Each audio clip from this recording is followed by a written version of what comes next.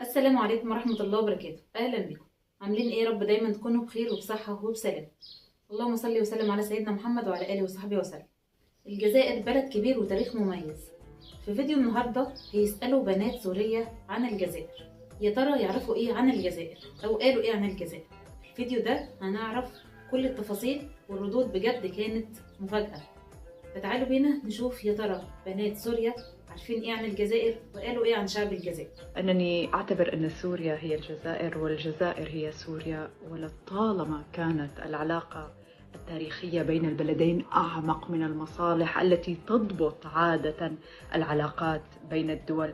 علاقة قائمة على الصدق والتواصل الوجداني العميق، حتى أنه بوقت الزلزال بسوريا لما السوريين شافوا الدفاع المدني الجزائري وشبابه وهن عم ينتشلوا الناس من تحت الأنقاض بحلب، عبروا عن أنهم لم يشعروا أن الجزائريين أتوا من خارج الحدود إلى سوريا، وإنما أتوا من قلب سوريا إلى سوريا. والغيرة الجزائرية كانت غيرة الأخ والمحب. وأيضا أنا لا أعتبر أن الجزائر ابتعدت عن سوريا والسوريين حتى تعود إليهم. وهنا أذكر عندما كان الأمير عبد القادر الجزائري في منفاه الاختياري في دمشق عام 1857، كانت تلك الفترة تعرف بفترة حكم القناصل.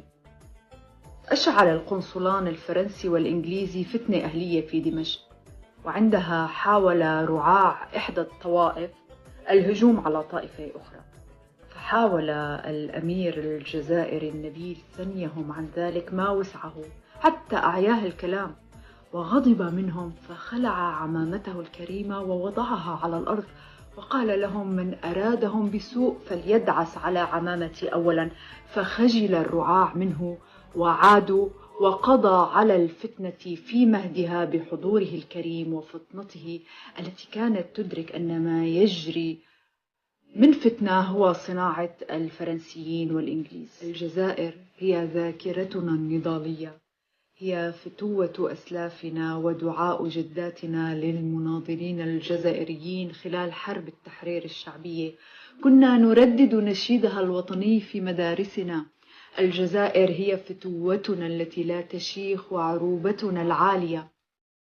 وإذا كانت دمشق هي قلب العروبة ومصر هي عقلها وبغداد هي وجدانها، فالجزائر هي روحها الفتية وكبرياؤها العالي وذخرها في حالكات السنين. أكيد الكل سمع أو بيعرف نهر بردة وبيعرف الربوة. طريق الربوة وطريق نهر بردة في قصر كبير بالجبل عالي هو لعبد القادر الجزائري. لما كنا صغار كنا نسأل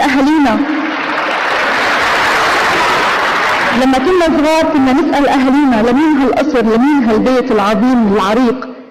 يقولوا لنا إن هذا المجاهد العربي الجزائري عبد القادر الجزائري. الأمير عبد القادر اختار سوريا لحتى يعيش فيها، اختار دمشق موطن، ودمشق كانت لإله ملهمة ومستقر، وكان الجامع الأموي منبر، وكان حتى تراب دمشق حنين على الرثمان الطاهر.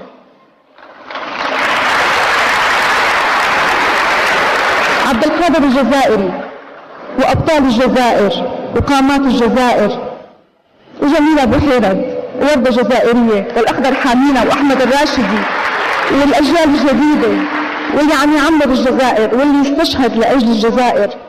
أنا بنحني باحترام لهالشعب المناضل العظيم وبكل حب من الشام ومن ياسمين الشام، بقلكم نحبكم بزاف.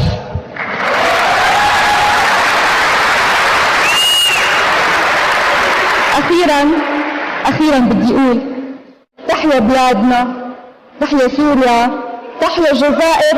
وعقدنا العزم أن تحيا الجزائر، فاشهدوا.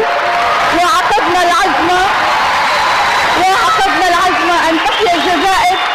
هلا شو اخبارك؟ والله الحمد لله، كيفكم انتم؟ الحمد لله. انا كثير بحب برنامجكم وبحب شعب الجزائر كثير كثير كثير. الله يسلمك. وبشكركم كثير يعني لانكم شعب طيب ورحبتوا فينا كثير. الله يسلمك. يعني حسينا حالنا ببلدنا. الحمد لله، ان شاء الله بترجعوا لبلدكم. ان شاء الله. ان شاء الله يا رب. انت من وين، من سوريا؟ من مدينة حمص. من حمص. انا جوزي من سوريا، ليش عم تحكي؟ لا ان شاء الله ترتاح الاوضاع في سوريا وترجعوا وتكونوا احسن من ان شاء الله. يعني وينكم وين فلسطينيين، ان شاء الله عن قريب ان شاء الله ترجعوا. طبعا بس يعني الواحد صعب يترك كل شيء ويطلع بلحظة هيك، يعني ما يعرف شيء عن بلده. طيب يا معلم. وهم بلدنا الثاني يعني الحمد لله. يعني الجزائر بلد مليون ناس شهيد، ما فينا نقول غير اكثر من هيك يعني. الله يسلمك. الناس طيبين ولا اروع من هيك. الله يطول بعمرك. الله يخليك يا رب، يعطيك الصحة يا رب ويخليك ويخلي كل انسان طيب. الجزائر اولا، وهذا ما تقوم به انها وفيه لمبادئها. لا نقبل ان يمس اي شعب عربي واي دوله عربيه. أخ جزائري يقول لك بارك الله فيك، فأنا بقول بارك الله في الشعب الجزائري وبارك الله بكل الشعوب العربية. مبسوطين بأهل الجزائر، مبسوطين بيحبهم إلنا، بيتعاونوا معنا، بيستقبلون إلنا بكرم الضيافة. الشعب الجزائري بيشبه كثير الشعب السوري بطيبته، بكرمه، بأخلاقه، بمعاملته للناس. كثير مبسوطين، ما حسينا أبدا إنه إحنا خارج بلادنا أو خارج بيوتنا. الجزائر بلد عظيم جميل جدا، أهله رائعين، يعني ما حسينا بغربة عن جد. نحن كتير بالرغم من تعرف الأوضاع ببلدنا وفي عنا حالة توتر وهيك ضايعين شوي، بس نحن هون حسينا بأمان كأنه بين أهلنا.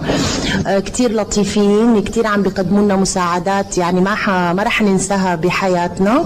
ورح تكون رمضان 2013 هو رمضان خاص جدا بتاريخنا الفني وبتاريخي أنا كضحى دبس يعني. وبدي حيي جدا محطة الشروق اللي أتاحت لنا هالفرصة إنه نتعاون معها. وشو كمان بدي أحكي، أنتم حلوين كتير، وبتمنى إنه نحن نكون خفيفي الظل يعني عليكم. ما استغربت لأنه أنا كنت أسأل إنه رح تكونوا مرتاحين بالجزائر، وهذا واحد من الشغلات اللي خلتنا نتحمس نجي نشتغل بالجزائر. كان عندنا معرفة مسبقة عن طبيعة أهل الجزائر وعن اللطف الموجود والتعاون معنا. نحن مرتاحين أكثر ما كنا متخيلين إذا بدك. وبلد جميل جدا، خضاء أخضر أخضر أخضر أخضر الجزائر. ما حسيت حالي ببلد غريب، حسيت حالي ببلد كتير بعرفها من زمان كتير. يعني أول ما تمشي بالجزائر بتحس حالك هذا البلد ألفه. زي ما شفنا الفيديو مع بعض، ردود بنات سوريا عن الجزائر وايه اللي يعرفون بالجزائر، وطبعا الاجابات كانت متوقعه. اجابات الردود جميله جدا، ردود بتلقائيه وعفويه وجميله، ردودهم جميله وكلامهم جميل عن الجزائر. فربنا يا رب يديم الموده والمحبه ما بين الشعوب العربيه، ويحفظ جميع الاوطان العربيه، اللهم امين يا رب العالمين. شكرا لكم جدا، مستنيه طبعا تعليقاتكم عن الفيديو. ايه رايكم وتوقعاتكم عن الفيديو؟ اكتبوا لي في التعليقات، واشوفكم ان شاء الله على خير. استنوني ان شاء الله الفيديوهات اللي جايه. في رعايه الله وحفظه، والسلام عليكم ورحمه الله وبركاته. مع الف سلامه.